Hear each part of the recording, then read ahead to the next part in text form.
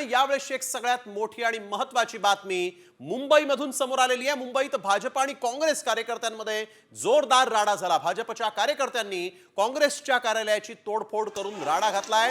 भाजप युवा मोर्चाच्या 25 ते 30 कार्यकर्त्यांकडून तोडफोड करण्यात आली। यावेळेस काँग्रेस कार्यकर्ते देखील बाहेर आल्यामुळे तुफान राडा झाला। यावेळेस महिला कार्यकर्त्यांनी एकमेकींना त्या भिडल्या होत्या।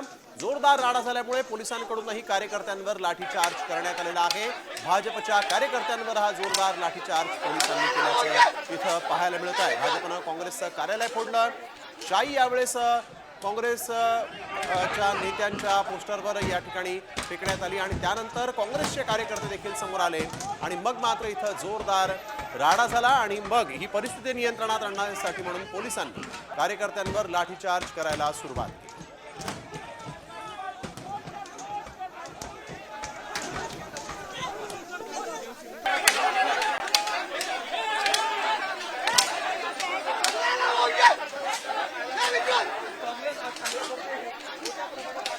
भाजप आणि काँग्रेसमध्ये आज राडा झालेला आहे। मुंबईत काँग्रेसचं कार्यालय यावेळेस भाजपच्या कार्यकर्त्यांनी फोडण्याचा प्रयत्न केला आणि यानंतर काँग्रेसचे कार्यकर्ते बाहेर आले आणि मग मात्र इथं राड्याला सुरुवात झाली।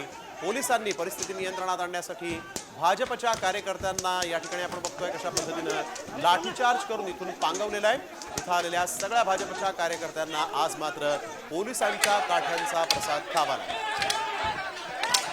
भाजप काँग्रेसमध्ये हा सगळा राडा आज मुंबईत झालेला आहे। एकीकडे अमित शहांच्या विरोधात काँग्रेसनं आक्रमक भूमिका घेतलेली आहे, तर तिथं भाजपचे कार्यकर्ते जे आहेत ते काँग्रेसचं कार्यालय फोडण्यासाठी गेले होते आणि त्याच वेळेस हा सगळा राडा झाला।